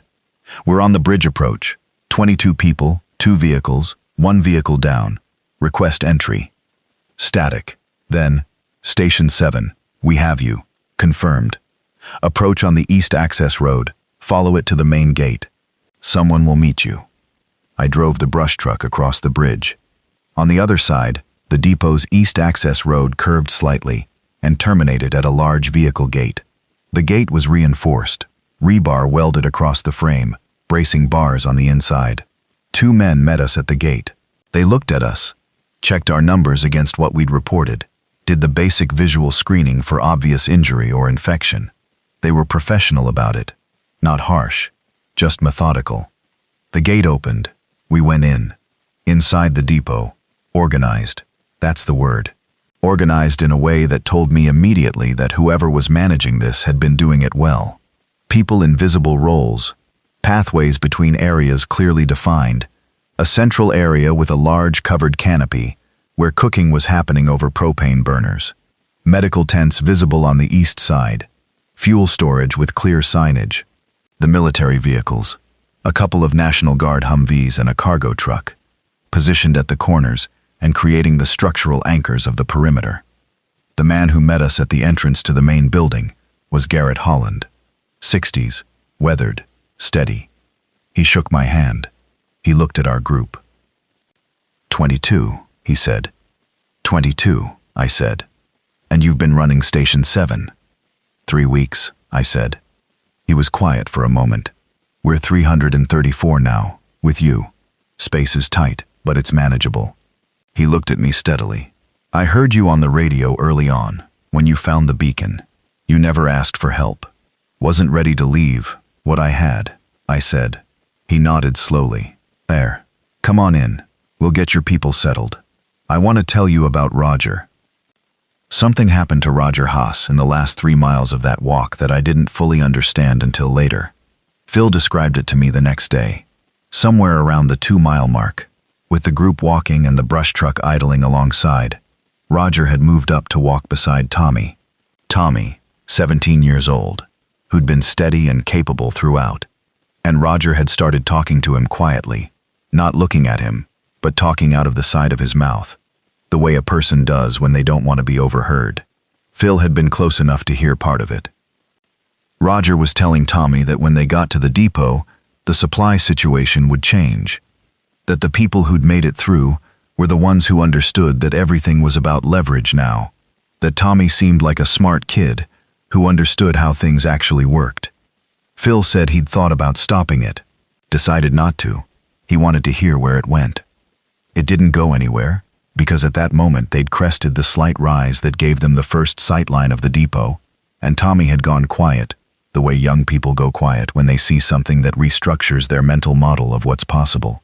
The depot was large and organized and real, and it was real in a way that made Roger's vision of leverage and advantage feel small and beside the point. Tommy had pulled a little ahead. Roger had let him go. I don't know what Roger thought about the depot once we were inside. He was quiet those first days. He engaged with the intake process, accepted the food allocation, found his group a space in the assigned sleeping area. His core 6 settled around him, but they were subdued. The depot had a scale and an organization that made his model of authority look like something from a different reality. Patty found me on the second day and said, "He'll adapt or he'll do something stupid. I don't know which yet." Then she went to be with Emma, who had found 3 other children around her age and was doing what 4-year-olds do when they find other 4-year-olds, which was play with complete disregard for the state of the world. I didn't tell Patty this, but I agreed with her assessment. Roger was going to find his place in this new structure, or he was going to break himself against it. There was nothing to do about either outcome except watch and be ready. The depot on the first full day. I want to give you a picture of it, because it's where this story is actually going. The place that the station was always pointing toward. The thing that 3 weeks of preparation and one long bad morning of movement were about reaching. Main building. A concrete structure, originally for vehicle maintenance, converted into a combined sleeping area, medical facility, and operations center. High ceilings, good airflow, the smell of old machinery and fresh coffee, because someone, I never found out who, had prioritized getting the commercial coffee maker from the facility's break room working, and it ran on the generator, and was the single most morale-positive thing in the entire compound. Perimeter. Chain link originally, augmented with welded rebar additions, vehicle barriers on the exterior, the Humvees positioned at corners, a string of warning lights along the outer fence powered by a secondary generator, the approaches, south and east roads, the bridge to the south, the creek as a natural barrier on the west, the wooded terrain on the north, which Holland's scouts patrolled. People, 342 by the count that morning. All different kinds, families with young children, older people, single adults, professionals, doctors, a mechanic, a structural engineer from the university who'd arrived on day 3 and had been assessing the building's load capacity ever since. Skilled tradespeople, people with no obvious survival skills who were learning fast, because learning was the alternative to not surviving. Holland briefed me in the operations room, which was a corner of the main building with a table and a map and the ham radio setup. The push, the horde movement from downtown, had been tracked by his scouts through the previous night. It had split around the edge of the city, most of it continuing north on the main boulevard, the outer edges spreading into the residential zones. The depot's position, with the creek and the terrain, had functioned exactly as planned. The main movement had passed east of them. His scouts reported the push was thinning as it moved further from the downtown trigger point, which had apparently been a fire that consumed several city blocks and was still burning. The depot had not been tested. Not yet. But the winter is coming, Holland said, and we have problems that the perimeter won't solve. Food is the main one. We have maybe 8 weeks of current supply at current population levels. After that, we need a plan. Agricultural? I said. What we're working on. He showed me a section of the map. There's a farm property 6 miles west, large with infrastructure. The question is whether we can get a team there, assess it, begin an operation. And we'd need to do it before the ground freezes. 6 miles west, a farm, a team that could move through deteriorated territory and establish an agricultural operation. That was a significant problem. Not impossible, but significant. What do you need from me? I said. Holland looked at me. I need someone who knows how to get into buildings that don't want to be gotten into, he said. Someone who knows vehicle operations, rescue equipment, supply logistics. Someone who's been moving through this city and learning it. I'm a firefighter, I said. Not a tactician.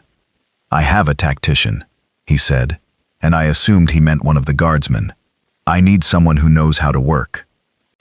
I want to fast forward through the first 2 weeks at the depot, not because they weren't significant, but because this is where the story becomes less about one person surviving and more about 300 people surviving, and the individual thread, my thread, becomes harder to separate from the whole cloth.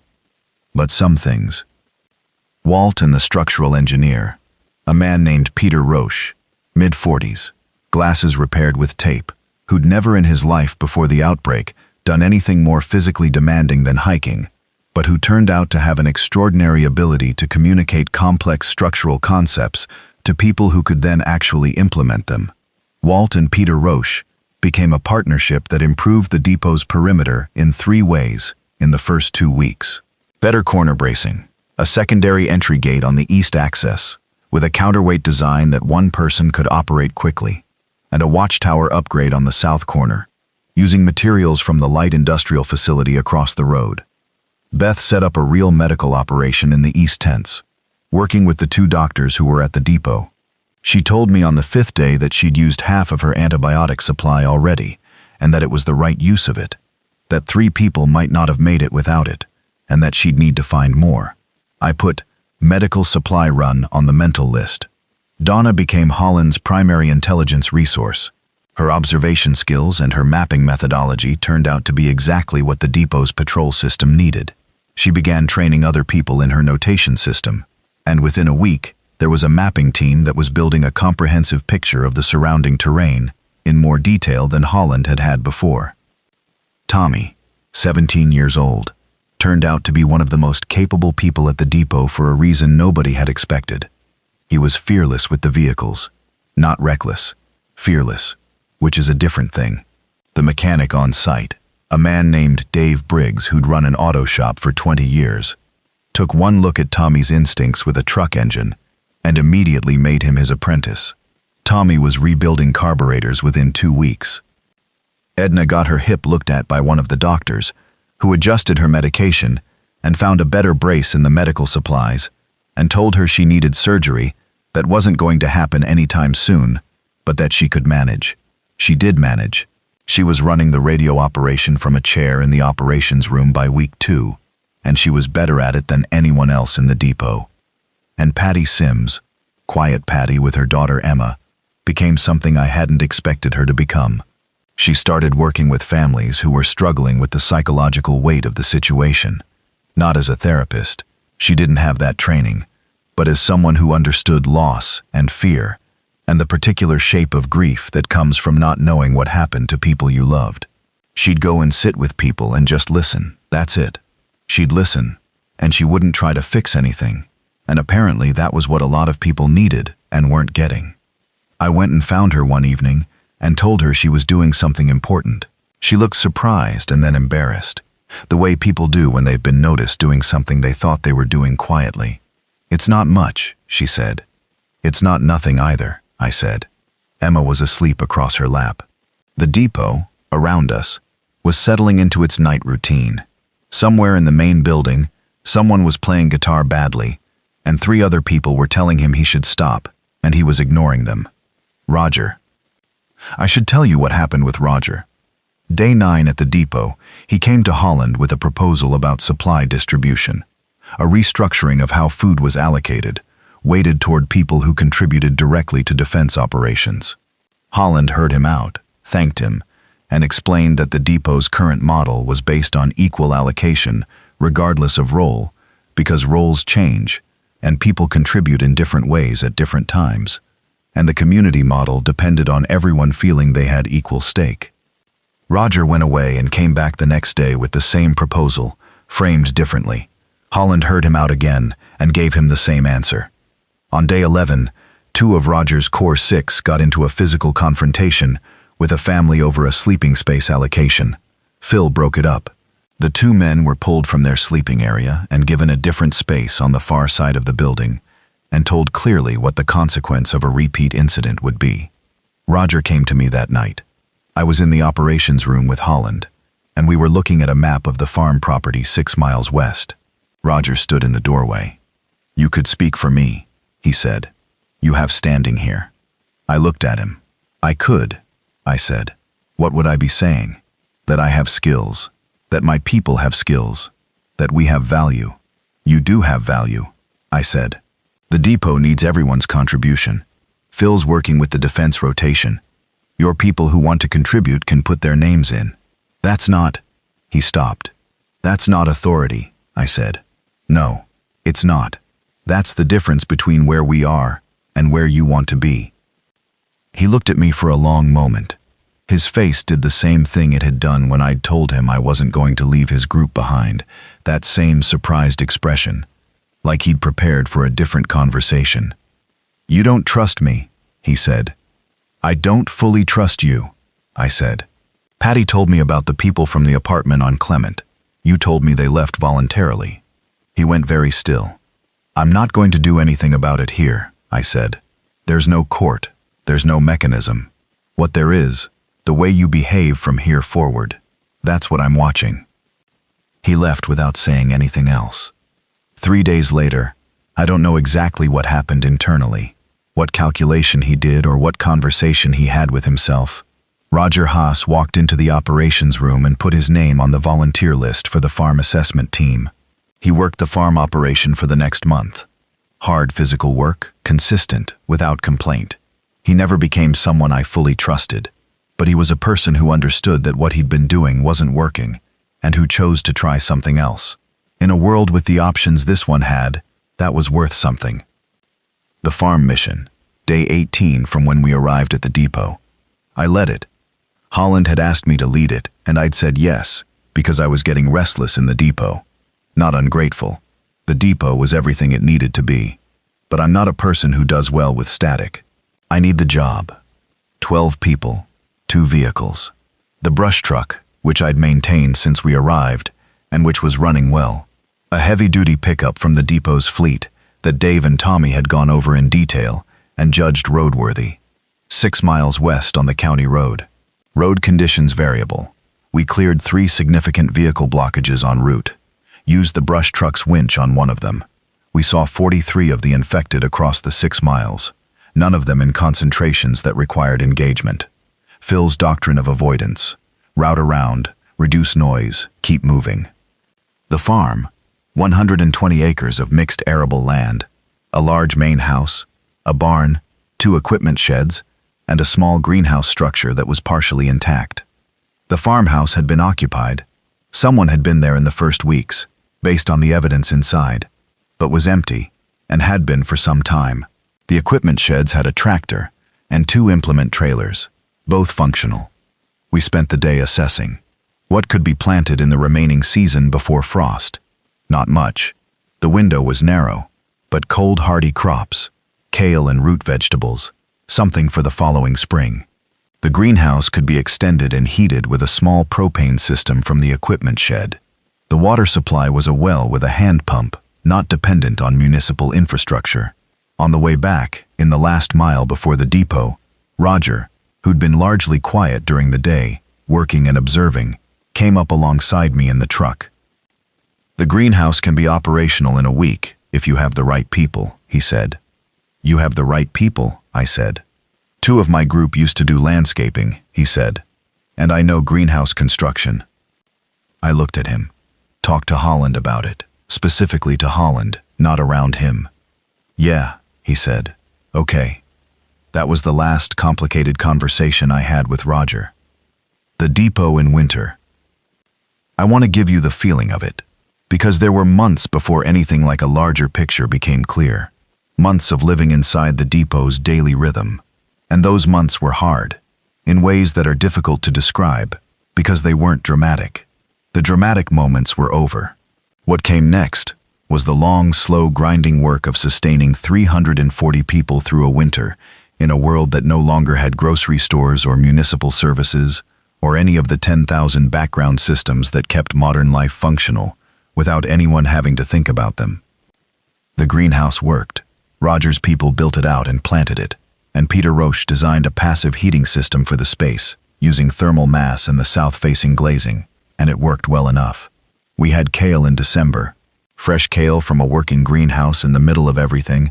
I cannot describe the specific feeling of eating fresh vegetables after 8 weeks of canned goods, except to say that everyone who ate that first harvest went quiet for a moment, in the way people go quiet when they're remembering something. The radio operation, which Edna ran with a small trained team of volunteers, became the depot's connection to the larger picture. There were other survivor communities broadcasting. They'd found us, we'd found them. A loose network of frequencies and call signs and information sharing. Some were doing well. Some went quiet and you didn't know if they'd relocated or if something had happened to them, and the not knowing was familiar by now. You learned to sit with the not knowing. There was no cure. I'll be direct about that, because this is not that kind of story. There was nothing broadcast on any frequency to suggest that anyone, anywhere had made significant scientific progress toward understanding what had happened or how to reverse it. The infected were still out there, still moving through the city, still in the patterns that Donna and her mapping team tracked. Their numbers were thinning slightly, from attrition, presumably, from what the cold did to them, from what happened when they didn't have access to food or water over long periods. But they weren't gone, and there was no suggestion they were going to be gone anytime soon. We lived with that. You live with what you can't change, and you change what you can. I thought about the second radio transmission I'd heard in Haverford's office. The operational language, the phases, the reference to assets. I'd shared it with Holland eventually. told him what I'd heard, written out the exact words as best as I could remember them. He'd been very still while I talked. He said he'd been intercepting similar transmissions on other frequencies, that his interpretation aligned with mine. Someone had known, had prepared, had structured the aftermath in specific ways. The beacon, the depot's coordinates, the supply caches. Who? I said. I don't know, Holland said. I have guesses. I don't know. Does it change what we're doing here? He thought about it. No, he said. Not yet. Maybe eventually. For now, the winter is what matters. Day 63, from the outbreak, by my count. I'm on the roof of the depot's main building. Yes, roofs again. It's the job. You go up to see. With the binoculars. The morning is cold and clear, early December, and the world from up here is very still. The city to the south is quiet. From this distance I can't see movement, can't see the individual figures in the streets. Just the skyline, winter gray, with the smoke column that's been rising from the east side for weeks finally thinning, fire burning itself out.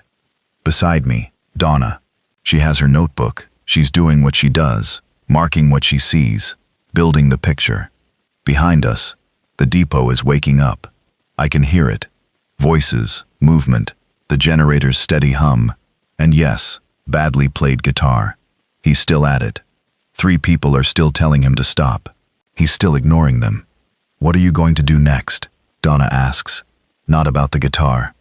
Holland wants a team to go into the university library, I said. Medical texts, technical reference materials, agricultural books, things we need that aren't in the depot. That's a significant run.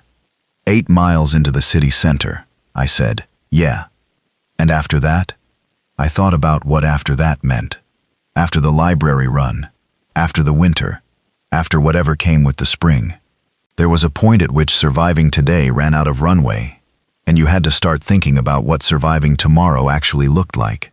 Not just the month, not just the season, what it looked like to build something that could persist. The depot was already that, to some degree.